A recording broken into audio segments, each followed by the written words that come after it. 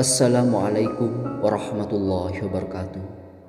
Para sahabat channel YouTube Pos Doa yang dirahmati Allah Subhanahu wa taala. Syukur alhamdulillah kita masih bisa berjumpa lagi di channel Pos Doa ini. Channel inspirasi Islam dan keutamaan dalam beramal.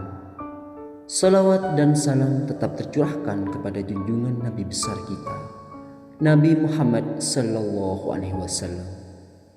Allahumma sholli ala Muhammad wa ala alihi sayyidina wa maulana Muhammad. Besar harapan dan doa saya, semoga saudaraku semua selalu diberikan kesehatan, dimurahkan rezekinya dan dipanjangkan umurnya. Amin, amin ya rabbal alamin. Lantas benarkah jembatan Shirathul Mustaqim bisa membuat kita lupa akan segala hal? Seperti apakah wujudnya jembatan ini?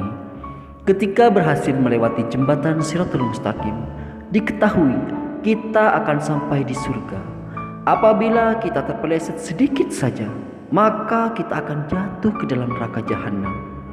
Meski demikian, kita jangan khawatir karena Rasulullah SAW ternyata memberikan cara untuk bisa lolos dari jembatan yang sangat tipis itu. Lantas adakah cara menuju surga tanpa melewati jembatan Shirathul Mustaqim? Berikut penjelasannya. Jembatan Shirathul Mustaqim adalah jembatan yang terbentang di atas neraka menuju surga. Selain lebih tipis dari helai rambut, jembatan ini juga lebih tajam dari pedang.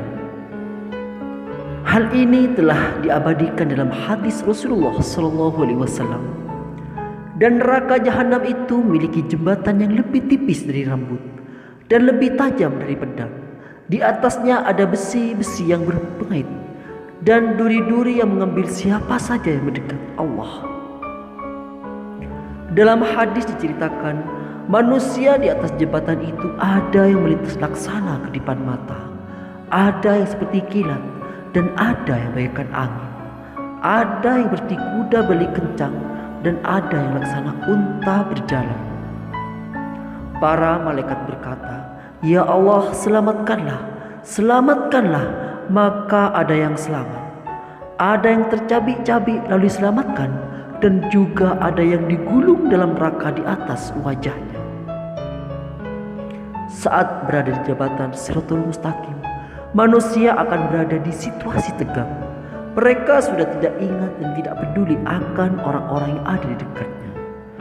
Dalam 3 keadaan, seseorang tidak akan ingat kepada yang lain. Pertama, saat berada di timbangan amal, sampai dia mengetahui apakah timbangan amal baiknya ringan atau berat. Yang kedua, saat berterbangannya catatan amal, sampai dia mengetahui di mana catatannya jatuh. Apakah dia di sebelah kanan, di sebelah kiri, atau di belakangnya. Ketiga, saat berada di jembatan Al-Sirat yang dipasangkan di antara 2 punggung neraka jahanam, sampai dia mengetahui apakah bisa melintas atau tidak. Lalu bagaimanakah orang-orang melintas jembatan Shirathul Mustaqim? Kala manusia tegang akan melintas jembatan Shirathul Mustaqim, para malaikat pun ikut tegang. Karena itu mereka berdoa, "Ya Tuhan, selamatkanlah, selamatkanlah."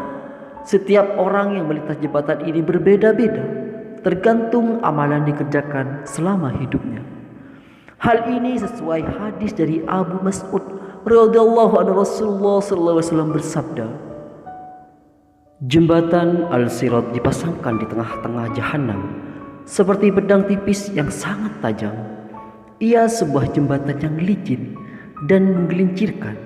Di atasnya penuh besi-besi pengait dari api yang siap menyambar, mengait dan menghempaskan ke neraka. Di antara mereka ada orang yang melintas cepat petir.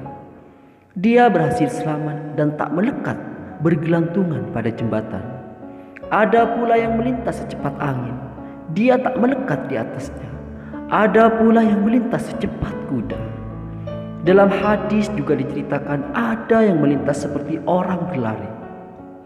Ada pula yang melintas seperti orang berjalan cepat, dan ada yang berjalan seperti orang berjalan normal. Dan manusia yang terakhir melintas adalah seorang laki-laki yang telah hangus terbakar api dan menghadapi kesulitan di atasnya.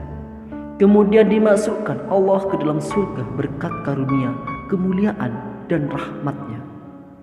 Melihat gambaran orang-orang yang melintas jembatan Shiratal Mustaqim seharusnya menambah semangat kita untuk melakukan ibadah. Hal ini telah dilakukan oleh para ulama dan solihin. Salah satunya adalah Khalaf bin Ayyub. Kisahnya diceritakan dalam Mukasyaful Qulub. Beliau adalah orang yang sholat dengan sangat khusyuk sampai dia tidak menyadari lalat berbau telah menggigitnya. Darah mengalir tapi ia tetap melanjutkan ibadahnya. Ditanyai perihal kekhusyukannya, ia menjawab, apakah akan merasakan rasa sakit itu orang yang sedang berada di hadapan yang maha raja, yang maha berkuasa, sementara malaikat maut berada di teguknya, neraka berada di sebelah kirinya, dan jembatan Al-Sirat berada di bawah telapak kakinya. Melewati jembatan Shiratal Mustaqim juga bisa menggunakan perahu, namun hanya orang-orang tertentu yang akan menggunakan perahu itu. Lantas bagaimana cara mendapatkan perahu itu? Dalam kitab Doqaiqul Akbar fi Zikril Jannah wan Nar dijelaskan, ada orang-orang yang akan mengendarai perahu untuk melewati jembatan Shiratal Mustaqim nantinya. Yang akan jadi kapal atau perahu menuju surga Allah Subhanahu wa taala adalah masjid. Orang-orang yang beruntung yang akan berada dalam perahu itu adalah mereka yang gemar melaksanakan ibadah di dalam masjid. Dalam kitab tersebut diceritakan bahwa ada satu kaum yang berada dekat jembatan. Mereka menangis dan berharap ada yang menolong mereka, berkata, siapakah gerangan yang bakal menyelamatkan kita dari api neraka? Padahal kita tidak kuasa melewati jembatan ini. Malaikat Jibril pun datang dan bertanya, hal apa yang buat kaum itu tak bisa melewati jembatan itu? Mereka pun menjawab bahwa mereka takut melewati jembatan itu. Malaikat Jibril pun berkata, apakah ketika di dunia kalian menemui lautan, bagaimana kalian menyeberanginya? Mereka pun menjawab bahwa mereka menggunakan perahu untuk menyeberang. Malaikat Jibril pun datang dengan bawa masjid dalam bentuk perahu.